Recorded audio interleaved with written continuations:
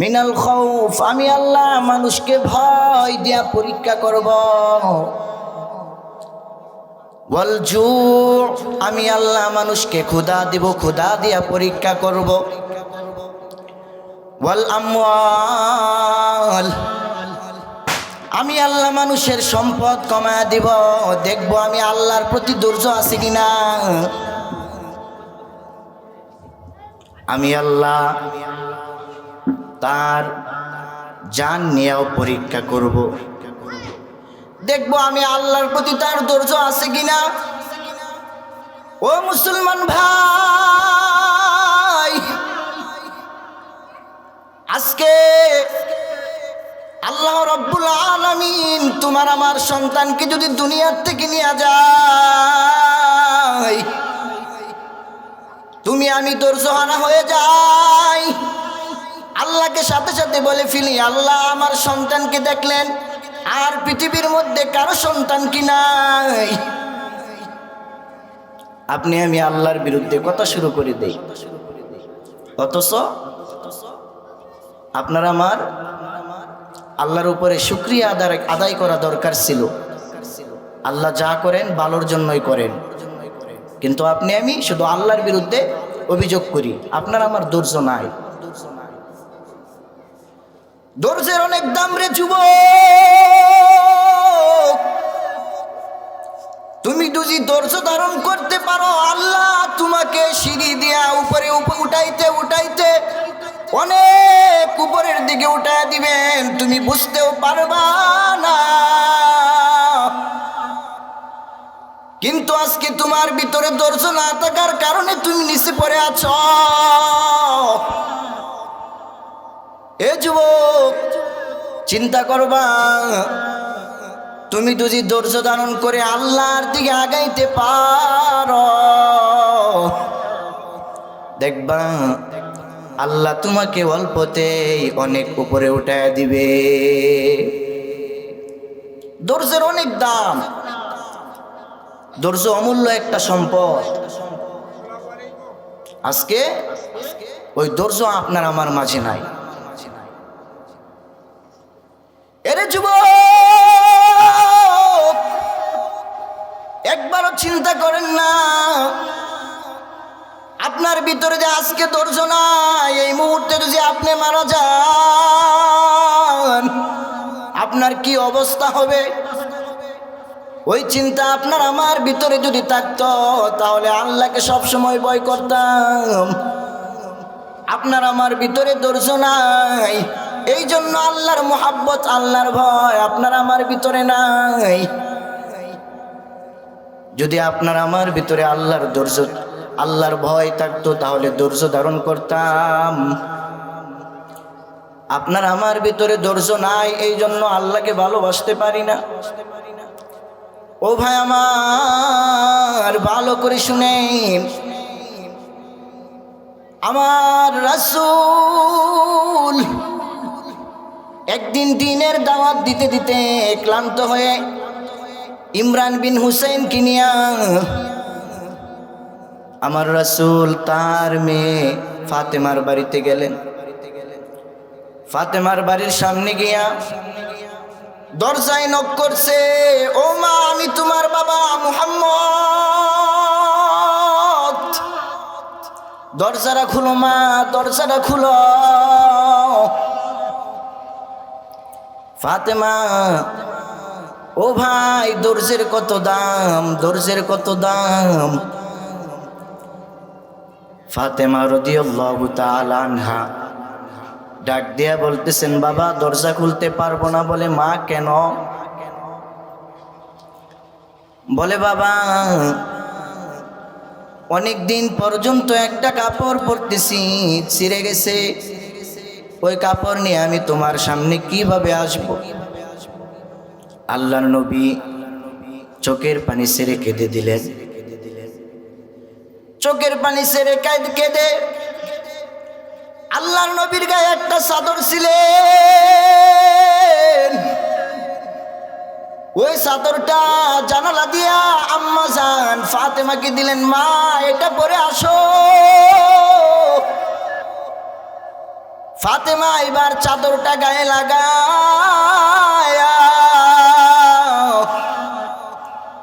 দরজাটা খুললেন।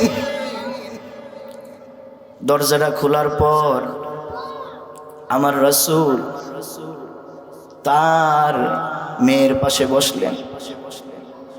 ফাতেমা রাদিয়াল্লাহু তাআলা আনহা নবীর ডান পাশে বসলেন। বৈশা বৈশা কান্না করতেছেন। আল্লাহর রাসূল জিজ্ঞাসা করলেন, মা তুমি কেন কাঁদো?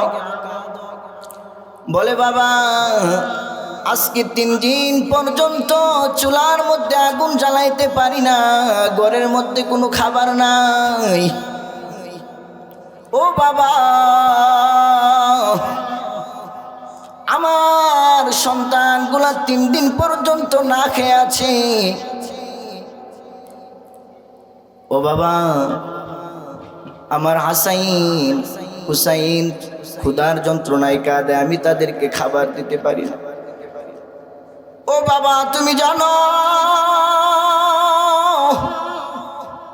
আজকে যদি তুমি আমাদের খবর নিতে না আসতাম, এই যে ঘরের মধ্যে বাতি জ্বালানোর জন্য তৈল ছিল, ওই তৈলগুলো আমি খেয়ে ফেলতাম। এত ক্ষুধা। ফাতেমা কাঁদে, আমার রাসূল চিৎকার করে করে কাঁদতেছে। আমার রাসূলের কান্নায় হাসান হুসাইনের ঘুম ভেঙে গেছে। হাসান হুসাইন তার নানাকে দেখে ডাক দিছে, নানা ভাই তুমি আমাদের খবর নাও নাই, 3 দিন পর্যন্ত আমার খবর নেও না। ও নানা ভাই তাকা দেখো,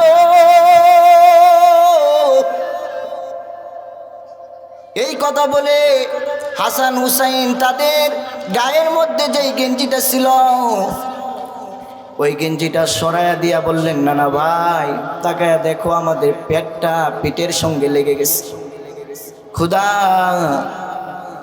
ক্ষুধার যন্ত্রণা সহ্য করতে পারি না। ও নানা ভাই তুমি তো গোটা আরবের বিচার করো নানা ভাই, আজকে একটা বিচার করবা নানা ভাই। ও নানা ভাই তোমার নাতিগুলা 3 দিন পর্যন্ত কেন না খেয়ে আছে? তুমি তো আমাদের খবর নেও না। ও নানা ভাই তুমি কেমন নানা হইছো?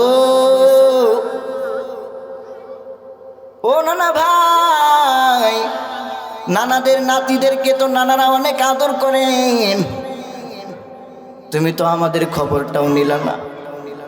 আমার রাসূল হাসান হুসাইনকে অনেক বুঝান, কিন্তু কিছুতেই হাসান হুসাইন বুঝে না। এবার আল্লাহর রাসূল কোনোভাবেই বুঝাইতে পারে না। এজন্য আল্লাহর রাসূল তার শরীরে আরেকটা চাদর ছিল, ওই চাদরটা সরায়া বলতেছে, নানা ভাই তাকায় দেখো, আমার পেটের মধ্যে পাথর বাঁধা। ও নানা ভাই তুমি তো 3 দিন পর্যন্ত খাবার খাও না,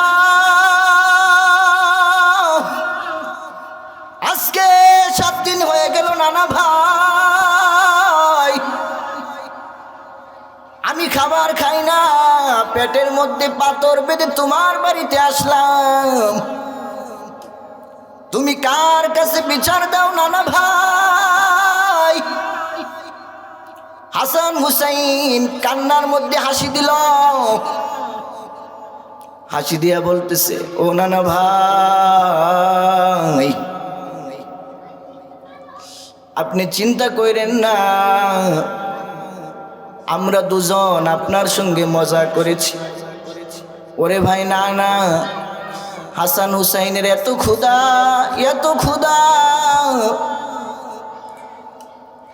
কিন্তু তার নানার কাছে মিথ্যা কথা বলতেছে, কারণ তার নানা মুহাম্মদ 7 দিন ধরে না খেয়ে আছে, তারা তো 3 দিন ধরে খায় না। ভাই দেখেন ধৈর্যের কত দাম,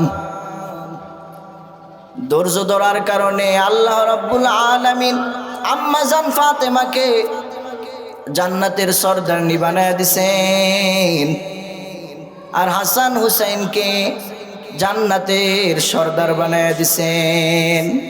ধৈর্য ধরার কারণে। ধৈর্যের অনেক দাম, কিন্তু আপনার আমার মাঝে ওই ধৈর্য নাই। আপনি আমি 3 দিন খাবার না খেয়ে থাকবো দূরের কথা, একদিন না খেয়ে থাকলে আপনি আমি আল্লাহর বিরুদ্ধে শুধু অভিযোগ করি,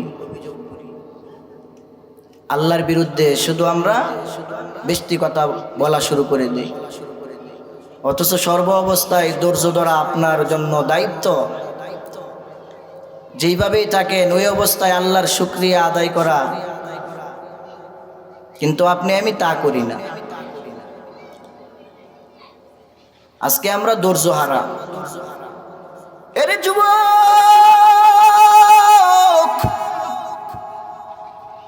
আজকে তুমি আমি ধৈর্য তো নাই। আল্লাহর বিরুদ্ধে অভিযোগ করা শুরু করি, আল্লাহর বিরুদ্ধে অভিযোগ করা শুরু করি। আল্লামা শাহ ওয়ালিউল্লাহ মুহাদ্দিসি দেহলভী রাহমাতুল্লাহ আলাইহি, তার কাছে একটা এলকা হলো এরকম। সে একদিন বলতেছেন, দুনিয়ার মানুষ যখন এক জায়গায় বসে পড়ে, তখন আমি আল্লাহর বিরুদ্ধে অভিযোগ করা শুরু করে দেয়। কেউ বলে আল্লাহ আমাকে কণ্ঠ দেয় নাই, কেউ বলে আল্লাহ আমাকে চেহারা দেয় নাই, কেউ বলে আল্লাহ আমাকে বেটে বানাইছে, কেউ বলে আল্লাহ আমাকে স্বাস্থ্য দেয় নাই, কেউ বলে আল্লাহ আমাকে অর্থ সম্পদ দেয় নাই, কেউ বলে আল্লাহ আমাকে বংশমর্যাদা দেন নাই। সবাই শুধু আল্লাহর বিরুদ্ধে অভিযোগ করা শুরু করি। অথচ আমার আল্লাহ ডাক দিয়া বলেন, রে গোলাম, আমি আল্লাহ তোদের মতো, তোরা যেমন দুনিয়ার মধ্যে গল্প করার জন্যে 10-12 জন মানুষ এক জায়গায় জমা হয়ে যাও, তদ্রূপভাবে আমি আল্লাহ ফেরেশতাদেরকে নিয়া তোমাদেরকে নিয়ে আলাপ আলোচনা করি। ওরে গোলাম, তুমি তো সারাদিন খারাপ কাজ করো, এত খারাপ কাজ করো, ওই খারাপ কাজ করার কারণে আমি আল্লাহ তো পারতাম তোমাকে মেরে ফেলতে, কিন্তু মারি নাই। আমি আল্লাহ যখন তোমাদের প্রশংসা করা শুরু করি, তখন আমি আল্লাহ কোনো বান্দার বিরুদ্ধে অভিযোগ জানাই না। আল্লাহ যখন ফেরেশতাদেরকে নিয়ে বসে যায়, তখন আপনার আমার বিরুদ্ধে আল্লাহ কোনো অভিযোগ দাঁড় করান না, কিন্তু আপনি আমি শুধু আল্লাহর বিরুদ্ধে সুখে থাকলেও আল্লাহর বিরুদ্ধে অভিযোগ করি যে আল্লাহ আমাকে এটা দেয় নাই, আল্লাহ আমাকে ওইটা দেয় নাই। অথচ আল্লাহ আপনাকে সব দিছেন, কিন্তু আল্লাহর শুকরিয়া একবার আদায় করেন না, ধৈর্য হারা হয়ে যান। মুসলমান ভাই, ধৈর্য ধরবেন, ধৈর্যের অনেক দাম। আপনি যদি ধৈর্য ধারণ করতে পারেন, আল্লাহ দেখবেন আপনাকে এই ধৈর্যের কারণে সফল করে দিবেন। সবাই আমরা ধৈর্য ধরার চেষ্টা করব, আল্লাহ রাব্বুল আলামিন দেখবেন আপনার আমার জীবন সুন্দর করে দিচ্ছেন। ধৈর্য ধরলে অনেক দাম ভাই। আমাদের জাতি পিতা পয়গম্বর ইব্রাহিম আলাইহিস সালাতু ওয়াস সালাম ধৈর্য ধরেছেন, আল্লাহ তাকে সফল করে দিচ্ছেন। সফল করে দেন নাই, সফল করে দিচ্ছেন। আপনি আমিও যদি ধৈর্য ধরতে পারি, আপনাকে আমাকে আল্লাহ রাব্বুল আলামিন সফল করে দিবেন। আজকে আপনার আমার মাঝে ধৈর্য নাই। আল্লাহ রাব্বুল আলামিন আমাদের সকলকেই ধৈর্য ধারণ করার তৌফিক দান করুক। সবাই বলুন আমিন। আল্লাহ রাব্বুল আলামিন আমাকে আপনাদের সকলকে দুনিয়াতে পাঠিয়েছেন একটা কারণে আপনাকে আমাকে দুনিয়াতে পাঠিয়েছেন। আল্লাহ কারণ ছাড়া পৃথিবীতে কোনো কিছু বানায় নাই।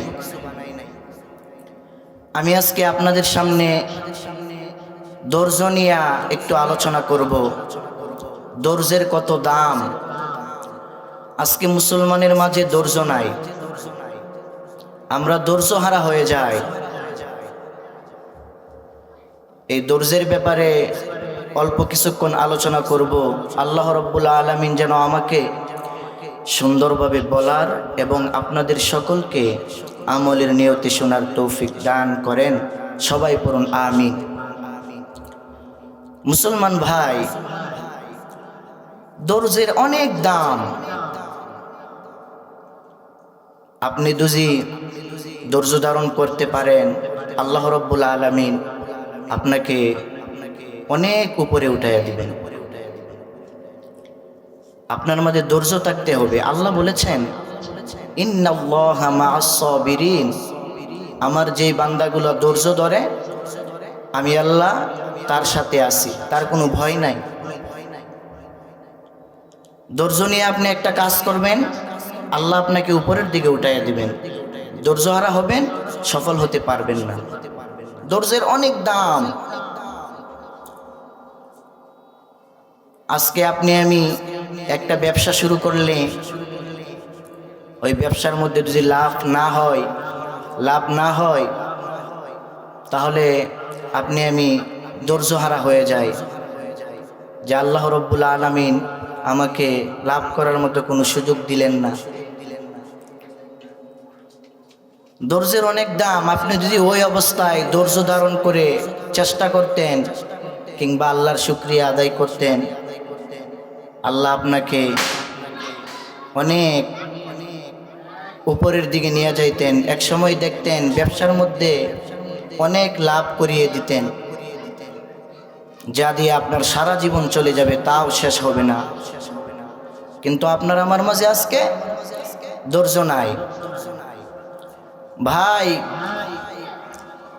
আপনার ভয়কে জয় করতে হবে ধৈর্য দিয়া। আজকে ধৈর্য নাই বিদায় আপনার আমার মাঝে আপনি আমি ভালো কাজ করতে পারি না। ধৈর্যের অনেক দাম। আল্লাহ আপনাকে আমাকে ধৈর্যের পরীক্ষার জন্যে অনেক কিছু দিয়ে পরীক্ষা করবেন। আল্লাহ কুরআনুল কারীমের মধ্যে বলেন, আমি আল্লাহ পরীক্ষা করবই করব। আল্লাহ কুরআনে বলেন, وَلَنَبْلُوَنَّكُمْ بِشَيْءٍ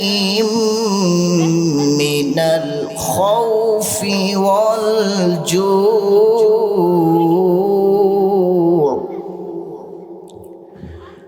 وَنَقْصٍ مِّنَ الْأَمْوَالِ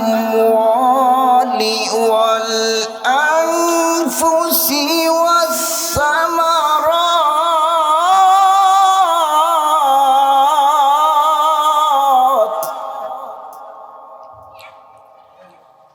وَبَشِّرِ الصَّابِرِينَ।